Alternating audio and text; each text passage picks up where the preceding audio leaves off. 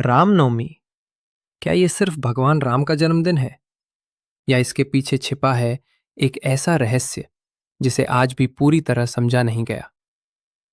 क्यों हर साल दोपहर के ठीक 12 बजे सूर्य की किरणें भगवान राम के माथे पर तिलक करती हैं? और क्यों उनका जन्म भी ठीक उसी समय हुआ था? बहुत समय पहले धरती पर अधर्म बढ़ने लगा था। राक्षस इतने शक्तिशाली हो गए थे कि ऋषि मुनि यज्ञ भी नहीं कर पा रहे थे। हर तरफ भय था।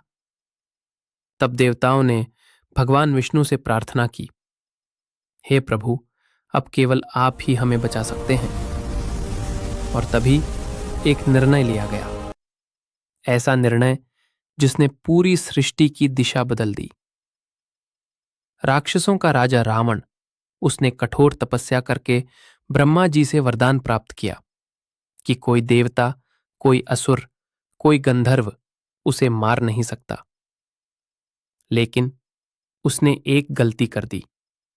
उसने मनुष्य और वानर को तुच्छ समझ लिया और यही गलती उसके अंत का कारण बनी। अयोध्या के महाराज दशरथ एक महान राजा थे, लेकिन उनका जीवन अधूरा था क्योंकि उनके पास संतान नहीं थी।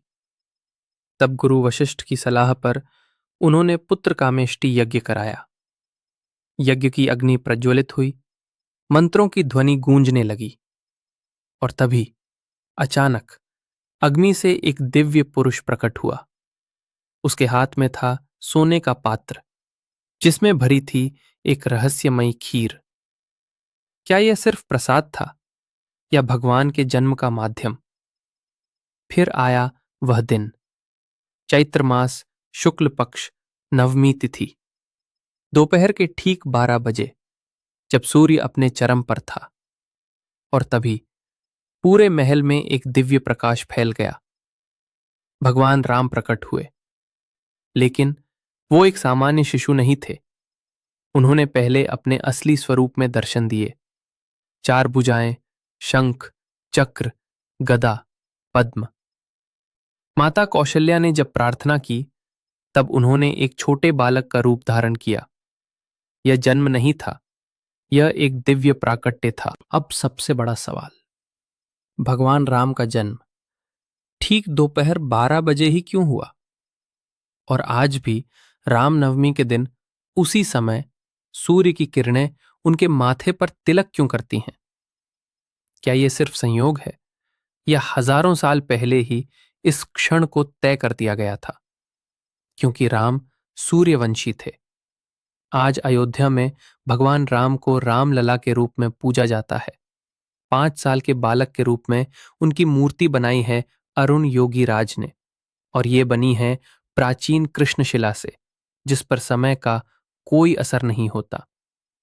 हर साल रामनवमी के दिन दोपहर 12 बजे सूर्य की किरणें सीधे उनके माथे पर पड़ती हैं। इसे कहते हैं सूर्य तिलक। राम जन्मभूमि सिर्फ एक स्थान नहीं, ये आस्था की सबसे लंबी लड़ाई है। सदियों तक संघर्ष चला। फिर आया वो दिन, 9 नवंबर 2019। सुप्रीम कोर्ट ऑफ इंडिया ने ऐतिहासिक फैसला सुनाया और 22 जनवरी 2024 को भव्य मंदिर में प्राण प्रतिष्ठा हुई।